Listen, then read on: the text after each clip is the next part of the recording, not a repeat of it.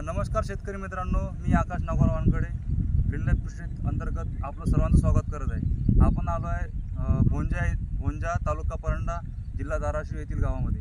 येथे आपण ग्रीनलाईफ कृषीच्या औषधांवर सेंद्रिय शेतीमध्ये कांदा हे पीक घेतलेलं आहे। तर आपण शेतकऱ्यांचं मनोगत जाणून घेऊया।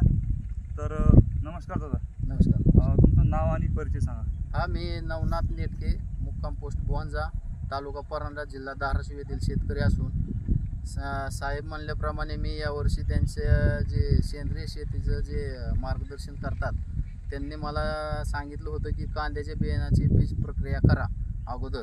मग त्यांचं ऐकून मी काय केलं, त्यांनी सॉईल हे लिक्विड दिलेलं, मग ते मी बियाणाला असं पेरणी अगोदर एक 15-20 मिनटं अगोदर मी बियाणाला व्यवस्थित लावून असं थोडंसं सुकवून ती पेरणी केली।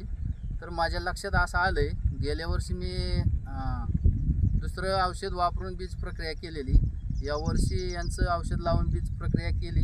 तर असं लक्षात आलं आहे की कांद्याला माझ्या अगोदर एक आठवडाभर पेरणी केलेल्या लोकांचा आणि माझा जो कांदा आहे याच्यामध्ये फरक जाणून आला आहे मला।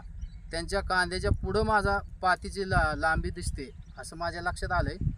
तर हे औषध मला जरा व्यवस्थित वाटायला लागले आणि त्याचं साईड इफेक्ट वगैरे काय नाही असं माझ्या लक्षात आलेलं आहे। ओके, तर शेतकरी बंधूंना आपण बघू शकता की त्यांनी सांगितल्याप्रमाणे अगोदर पेरणी केलेला कांदा आणि यांचा 8 दिवसानंतर पेरणी केलेला कांदा यांनी इक्वली गाठलेल्या, म्हणजे एकाच सारख्या लेवलला ते उगवलेले आहेत। म्हणजे हे जे काही आणि विशेष म्हणजे कसं आहे की कांद्याचा कलर, आपण जे औषधं लिक्विड वापरले त्याच्यामुळे कांद्याचा कलर एकदम फास्ट आहे, असे हिरवळ जास्त आहे, त्याला शेंडे वगैरे काय पिवळे पडलेले नाहीत। मी त्याला नंतर तणनाशक यांनी म्हणण्याप्रमाणेच वापरलं होतं, तरी त्याचा पण काय साईड इफेक्ट नाही।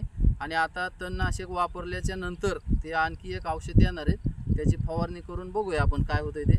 पण सध्या परिस्थितीत रिझल्ट त्यांचा 1 नंबर वाटतंय, असं काही अडचण नाही। तर शेतकरी मित्रांनो, आपल्याकडे कोणतेही पीक असू द्या, त्या पिकाला थोडंफार प्रमाणात सेंद्रिय शेती किंवा ग्रीन लाईफ मार्फत जे काही आपलं नियोजन आहे ते करायला सुरुवात करा आणि स्वतः जाणून घ्या की कसा रिझल्ट येतो।